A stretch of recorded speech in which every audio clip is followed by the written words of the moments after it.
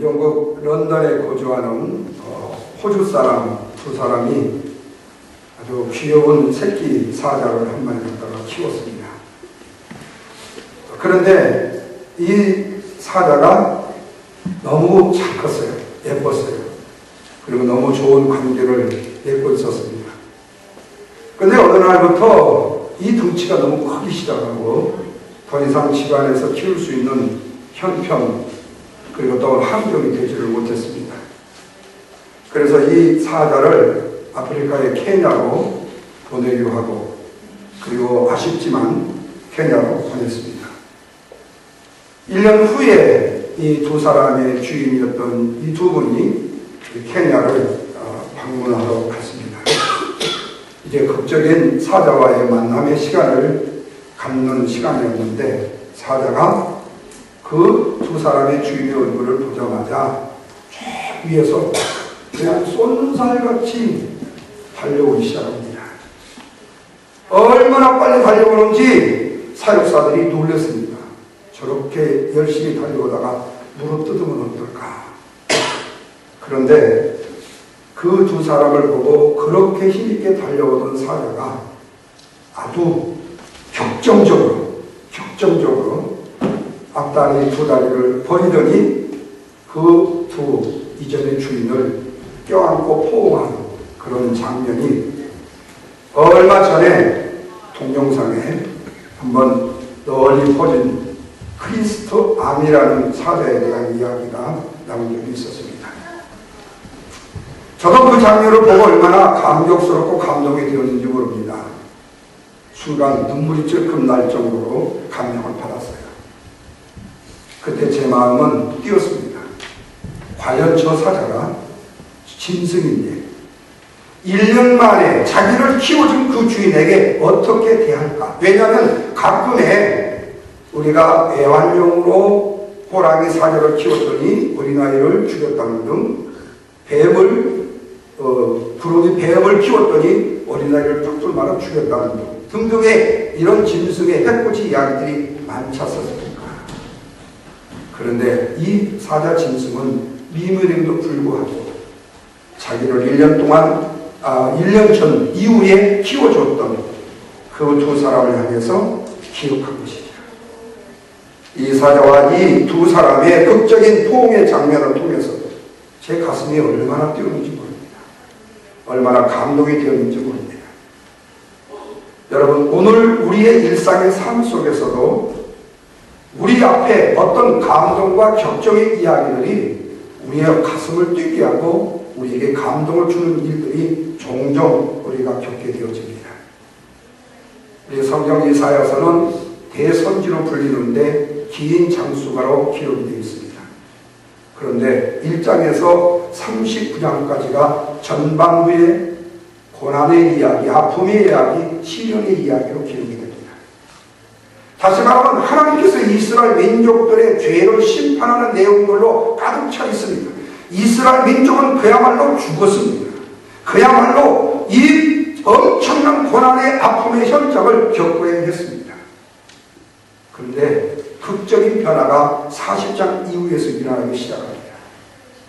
다시 말하면 그렇게 죄악의 민족이었던 이스라엘 민족을 향해서 하나님께서 구원의 회복을 선포하고 계시는 말씀을 보게 된다는 사실입니다. 오늘 읽었던 62장 말씀도 이스라엘의 구원의 회복에 대한 절정의 이야기가 기록된 짧은 이야기입니다. 저는 이 말씀을 읽고 또한 이 말씀을 묵상하면서 이런 생각을 해봤습니다.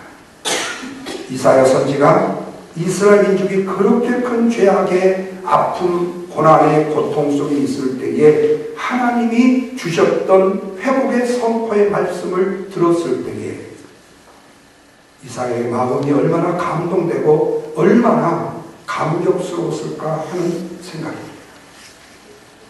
어쩌면 너무나도 흥분이 되어서 자신의 심장이 멈춰버릴 것 같은 그런 감동의 희열을 느꼈을지도 모른다는 생각을 해보았습니다.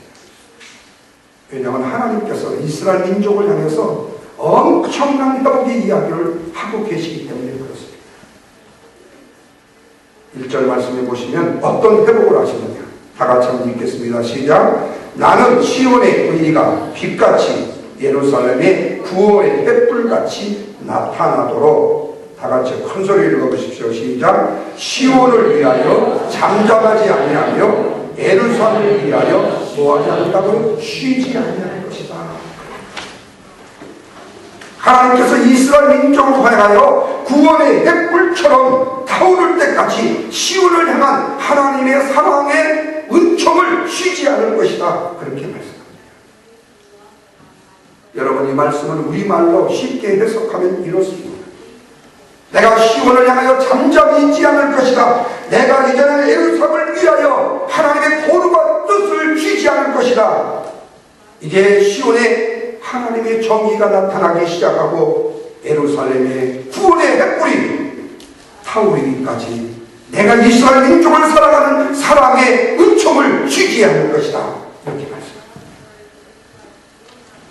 여러분, 여기 기록되고 있는 시온이라는 말 뜻은 언덕, 이런 구름이라는 뜻입니다. 보통은 하나님의 성전이 있는 예루살렘을 시온이라고 했습니다. 그리고 하나님의 백성이 거하는 장소를 시온이라고 했습니다. 그러니까 시온과 예루살렘은 하나님의 백성인 바로 오늘날 교회의 무리들을 상징하는 내용과 같습니다. 그렇다면 여러분, 오늘 기록된 시온과 예루살렘을 하나님의 백성으로 변해서 읽는다면 어떻게 되는가?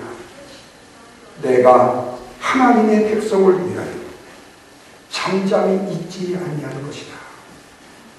내가 하나님의 백성을 위하여 결단코 모르는 채 하지 않을 것이다. 하나님의 백성을 위하여 내가 끊임없이 아름다운 사랑의 은총을 베풀어 줄 것이다.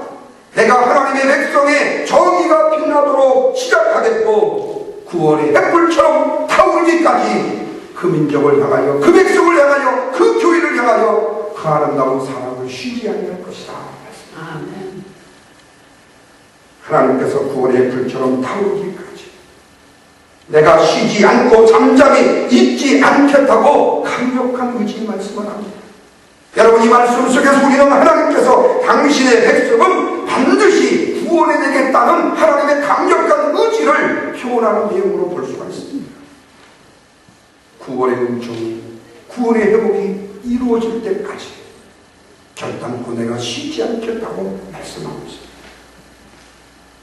그렇다면 이 구원은 무엇으로 위한가요?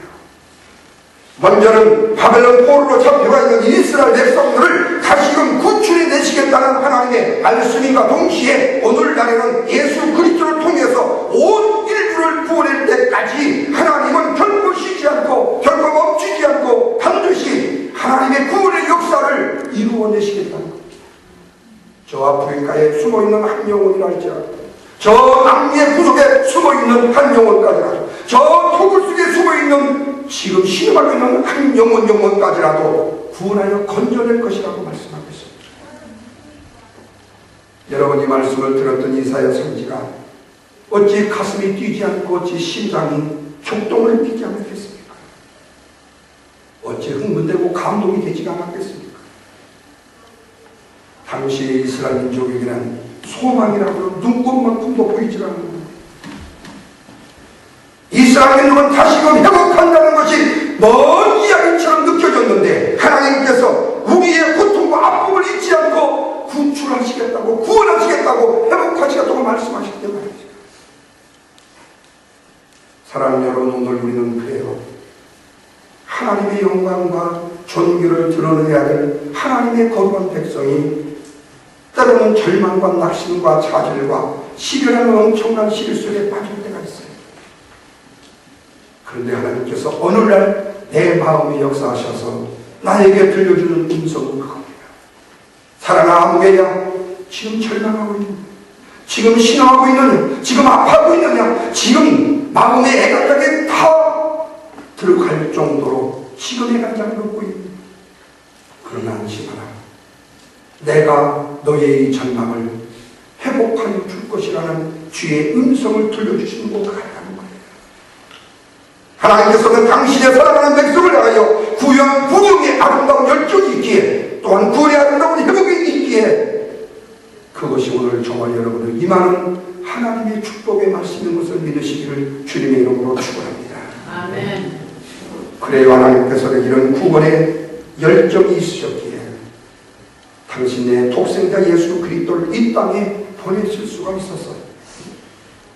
이런 아름다운 구원의 열심이 있었기에 당신의 아들을 이 땅에 보내셔서 십자가에 죽게 하심으로 저와 여러분을 구원해 주셨다는 말씀입니다.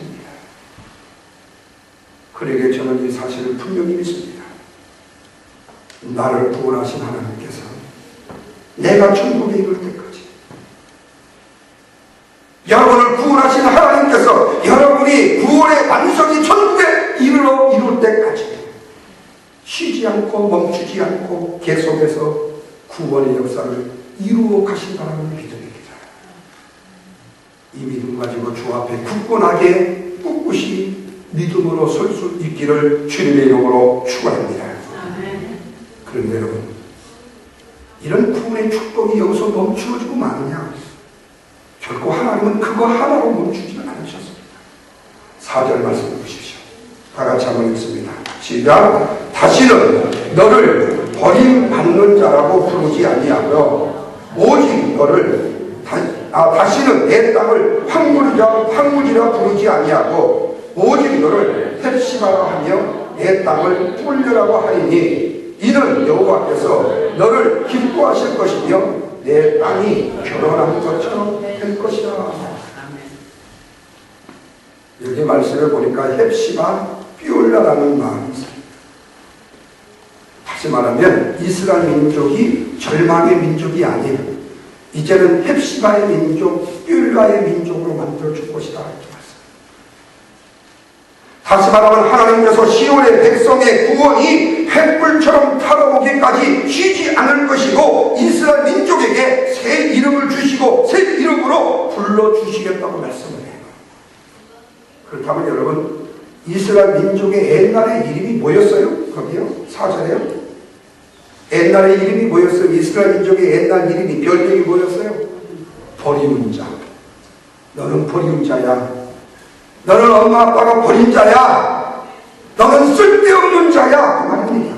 다시 말하면 아무것도 거둘 수 없기에 그냥 맨땅으로 놔두는 황무지라는 말의 뜻입니다.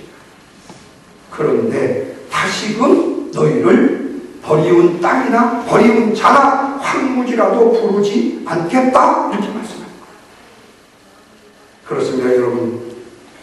이스라엘 민족은 하나님께로 버림당하는 자리였습니다.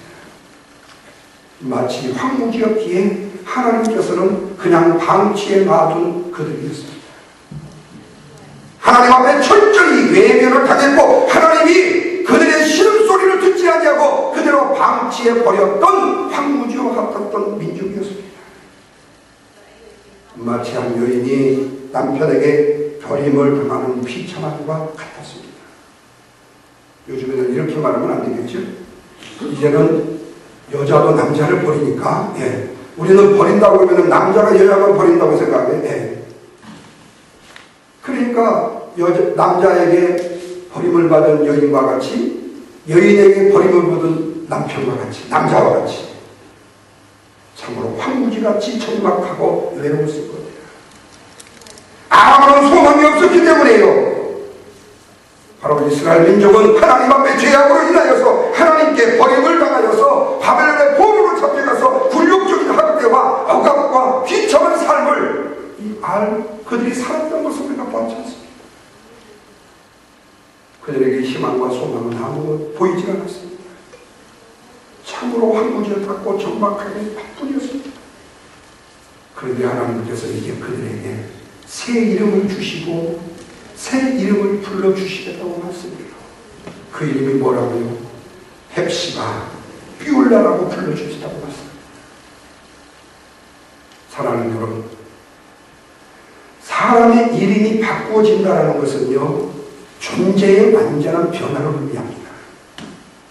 시민권 받으시는 분들이 이전에 한국 이름을 영어 이름으로 바꾸는데 이유가 여러 가지가 있겠죠. 멋들어지게 하기 위해서 바꿀 수도 있고, 아니면 한국 이름이 너무 싫어서 바꿀 수도 있고, 등등의 이유가 있겠지만, 이름을 바꾼다는 얘기는 존재의 변화를 의미하기 때문에 신중해야 합니다.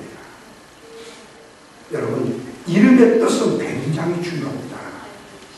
왜냐하면 그 이름은 나라는 존재의 가치를 의미하기 때문에 그렇습니다. 그러므로 오늘 우리가 스스로 내 이름을 더럽히는 자가 되어서는 안 된단 말입니다. 내가 내 이름을 업신여기고 짓이겨 짓밟고 내가 내 이름을 깡그리 뭉개는 자가 되어서는 안 된다는 거예요. 호랑이는 죽어서 가죽을 남기고 사람은 죽어서 뭘 남겨요? 이름 남긴단 말입니다.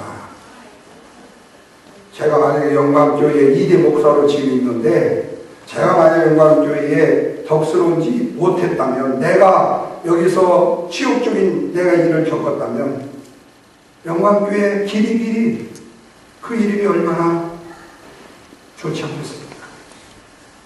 여러분, 오늘 우리가 하나님 앞에서 그렇단 말이에요. 오늘 우리의 내 존재의 가치의 이름을 내가 스스로 업신여기지 마라. 그런데 우리는 종종 그렇게 말하잖아요.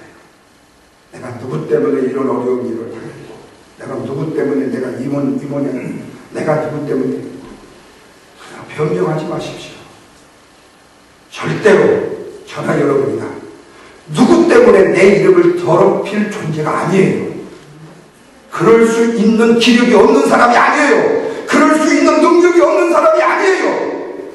다른 사람이 내 이름을 더럽힌 것이 아니라 내가 내 이름을 더럽혔다는 얘기입니다.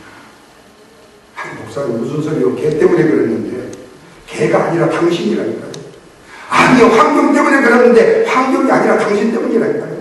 그러므로 환경이 나쁘고 모두 다 그 이름을 더럽힌 사람 뿐입니까? 다른 사람 때문에 모두 다 자기 이름을 더럽힌 사람 세상에 온통 뿐입니까? 아니잖아요. 어려운 환경에서도 다른 사람의 환난과 핍박을 받으면서도 아픔과 시련을 겪으면서도 자기의 존재의 가치의 이름을 훌륭하게 남긴 사람들이 얼마나 많습니까? 왜 그런데 못된 사람, 잘못된 사람만 본받으면서 그 사람도 그렇지 않느냐고 말하냐고 말이에요.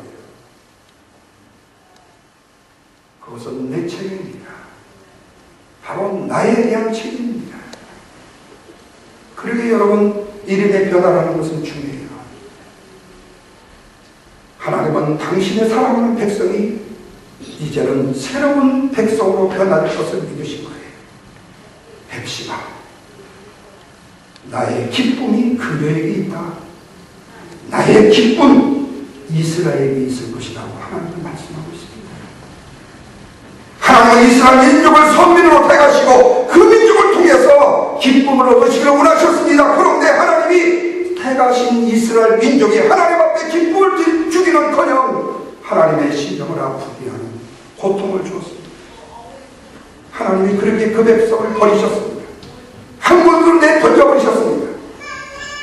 그러나 영원히 그리시는 것입니다. 그들을 다시 사랑해서 다시금 나의 기쁨이라고 나의 즐거움이라고 다시 받아주시기를 원하십니다. 한마디로 버림받은 여인이, 쓸쓸한 여인이 나의 기쁨이 될 것이라는 말씀의 뜻입니다. 그리고 뿔라라는 이 말의 뜻은 결혼한 여자라는 뜻입니다. 나의 사랑이라는 뜻입니다. 버림당한 여인이 이제는 기쁨을 주는 존재로 사랑을 받는 존재가 되었다는 말씀입니다. 그렇습니다. 버림받았던 이스라엘 백성이 이제는 하나님의 기쁨이 되며 하나님의 사랑에 받는 존재가 될 것이라고 하나님은 이사야 선지를 통해서 이스라엘 민족을 향하여 선포하고 계시는 거예요. 어떻게 해요? 5절입니다. 다 같이 한번 읽겠습니다. 시작. 마치 청년이 처녀와 결혼한 것 같이 내 아들들이 너를 취하겠고 신랑이 신부를 기뻐한 것 같이 내 하나님이 너를 기뻐하시겠다. 청년이 누구를 취한 것 같이? 처녀를 결혼한 것 같이. 청년이 한번 결혼한 사람하고 결혼한 게 아니고 청년이 처녀하고 결혼한 것 같이. 이스라엘 민족이 하나님 앞에 죄로 말미암아 하나님의 마음을 아프게 해서 배신해서 하나님을 떠나버렸는데, 하나님이 버려버렸는데 하나님이 그들을 다시금 뭐로 만드는 거예요? 장가간 청년으로, 시집 안 간 처녀로 만들어주신 거예요. 그렇게 봐주신다는 거예요. 여러분 얼마나 감사한 일이에요.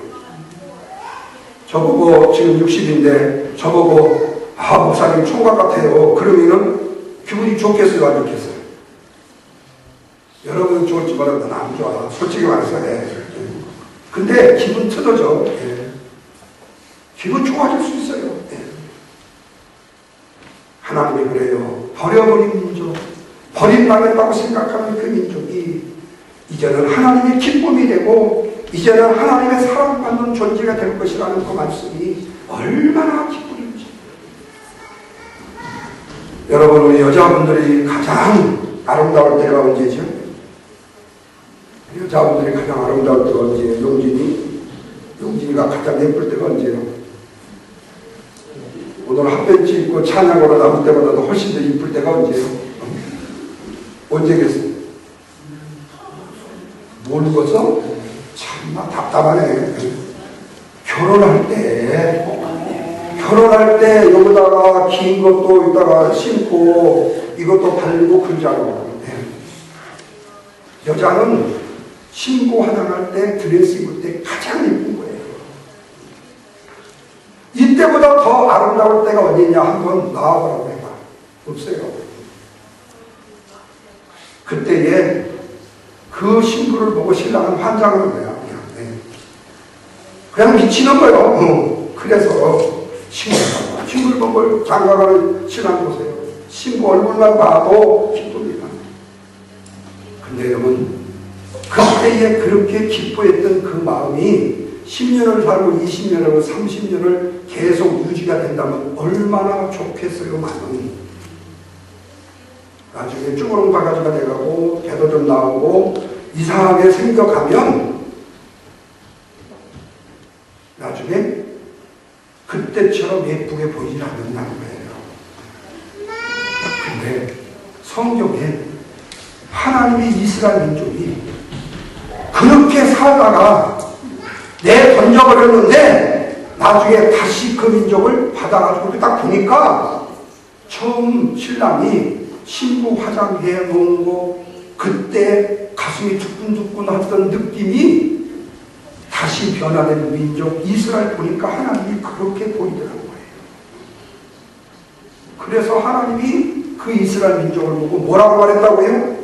헵시바, 뼈올라라고 말했다고 합니다. 나의 기쁨, 나의 사랑이다. 너희는 이렇게 말해요. 사랑하는 성도 여러분, 그런데 이런 하나님의 감동과 시험이 비단 그렇게 말하던 이스라엘 민족일 뿐이었겠습니까? 오늘 또 말을 지독하게 안 듣는 저와 여러분에게도 하나님은 너는 나의 기쁨이요 나의 사랑이라고 나의 즐거움이라고 말씀하신다는 사실입니다. 아멘. 그렇게 미운 짓을 많이 하는데도 불구하고 말입니다. 이 하나님의 말씀을 받고 이사야 선지가 얼마나 기뻤겠습니까? 버림받은 여인을 뷰라라고 헵시바라고 나의 사랑이요 나의 기쁨이라고 하는 말. 나의 너는 즐거움이야. 나의 기쁨이야. 나의 사랑이야. 저와 여러분이 하나님 앞에 이런 존재인 것을 믿으시기를 주님의 이름으로 축원합니다. 우리가 비록 예수 그리스도를 알기 전에는 죄인이었고 사단의 자유였고 하나님께 원수요 본질상의 진노의 대상의 자식이었지만 이런 죄인을 하나님의 어렵게 여기시며 하나님의 기쁨과 즐거움의 존재를 여기셨다. 이것이 어찌 은혜요 사랑이 아니냐. 그렇다면 사랑하는 성도 여러분, 우리의 삶 속에 얼마나 지치고 힘들고 어려운 일이 있을지라도 오늘 우리는 헵시바요 뼈올라로 새로 지음을 받은 하나님의 거룩한 백성이라는 사실을 결코 잊어서는 안 된다는 얘기입니다. 아픔 속에서도 포기하지 마시라. 절망 속에서도 낙심하지 마시라. 하나님이 우리를 사랑하시는 그 큰 사랑을 우리에게 베풀어 주시기 때문에 그렇습니다. 내가 사랑하는 존재요 즐거움이요 기쁨으로 하나님이 우리를 사랑으로 품어주십니다. 그런데 이걸로 마치냐? 그거 아니에요. 하나님은 또 보너스 하나를 더 주십니다. 하나님 손에 들려 있는 아름다운 왕관과 면류관처럼 여겨주신다. 3절을 보십시오. 다 같이 3절입니다. 시작. 너는 또 여호와의 손에 아름다운 관, 내 하나님의 손에 뭐가 될 것이라고? 왕관이 될 것이다. 하나님의 징계를 받아서 버림받았던 자들이 이제는 하나님의 손에 들리운 아름다운 관, 왕관의 면류관이 되었다 이렇게 말합니다. 여러분, 면류관, 왕관 언제 쓰는지 아시죠? 왕이 죽일 때 쓰는 겁니다. 위에 긴 사각형으로 판이 있고 그 판 위에다가 5가지의 그 빛나는 구슬을 꿰서 맞추는 것입니다. 얼마나 화려한지 모릅니다. 그 오색 찬란한 관이 왕의 손에 들린 것이 아니라 누구의 손에 들려 있다고요? 하나님의 손에 들려 있다는 거예요. 왕관은 왕이 쓰는, 머리에 쓰는 왕의 유용을 상징합니다. 우리나라 왕관이 모두 다 금으로 만들어져 있습니다. 그래서 우리 한국의 신라시대에 이 왕관, 금으로 만든 왕관은 세계 최고로 자랑합니다. 그래서 진짜 금으로 만든 이 왕관은 너무나도 귀하고 그 가치가 소중하기 때문에 박물관에 전시를 할 때에도 진짜를 전시하지 않고 모조품 가짜를 갖다 놓는데 가짜에도 사람들이 감탄할 정도로 진짜처럼 보이게 만들어냅니다. 사랑하는 여러분, 우리가 비록 볼품이 없습니다. 부족합니다. 연약하고 쓸모없는 존재를 얘기할 때도 있습니다. 그런데 하나님께서 우리를 뭐같이? 면류관같이, 왕관같이 지게 주시는 것을 믿으시기 바랍니다. 아멘. 아름답고 존귀 여기시며 자랑스럽게 여기시며 영광스럽게 여기시라고 말씀하고 있습니다. 어제 어떤 분이 감정하는 걸 들었는데요. 천국에 갔는데 다른 사람들이 다 금면류관을 썼더래요. 그래서 자기 건 뭔가하고 하나님 앞에 딱 갔더니 뭐 하나를 털썩 씌워주는데 딱 보니까 개털보자 그래. 그래서 다른 사람들은 금면류관, 금관을 다 썼는데 자기만 개털보자가 써가지고 얼마나 부들부들 떨리는지 개털보자 털털털털 하다가 잠을 깼더니 꿈이더래요. 사랑하는 여러분, 오늘 우리에게 부끄러워서 내가 던져버릴 수밖에 없는 개털모자 같은 그런 모자를 써야 하는 우리의 존재예요. 그런데 하나님께서는 한 영혼을 당신의 면류관을 씌워줄 적처럼, 왕관을 씌워줄 적처럼 자랑스럽고 영광스럽게 여기시다고 말씀하고 있습니다. 여러분, 얼마나 감동스럽고 감격스러운 말씀입니다. 사랑하는 여러분, 우리는 본래 마치 버림받은 여인처럼 버려진 황무지처럼 영적으로 비참한 자였고 불쌍한 자들이었습니다. 세상적으로 아무리 출세하고 아무리 많은 돈을 가지고 있고 아무리 호화호식을 누리는 자였다 할지라도 우리는 영원히 지옥에 갈 수밖에 없는 존재들이었습니다. 그런 우리를 하나님이 구속하셔서 이제는 구원의 햇불이 타오르기까지 쉬지 않고 멈추지 않겠다고 하나님의 구원의 열정을 우리에게 쏟아주시기를 원하신다는 말씀입니다. 그걸로 끝나는 것이 아니라 나는 너를 heb시가 비올라 나의 사랑, 나의 자랑, 나의 즐거움이라고 말씀하신다는 겁니다. 나를 볼 때마다 기뻐하시고 즐거워하시는 거예요. 그것으로 끝나는 것이 아니라 오늘 내 날에 영광의 면류관 왕관을 씌워주시면서 너는 나의 기쁨이요 나의 즐거움이라고 말씀하십니다. 존귀하게 자랑스럽게 영광스럽게 여기시는 거예요. 그러게 사랑하는 여러분, 우리는 하나님의 말씀을 읽고 들을 때마다 우리의 심장이 뛰고 우리의 가슴이 뛰어야 합니다. 하나님의 사랑받는 하나님의 거룩한 백성, 존귀한 자들 때문에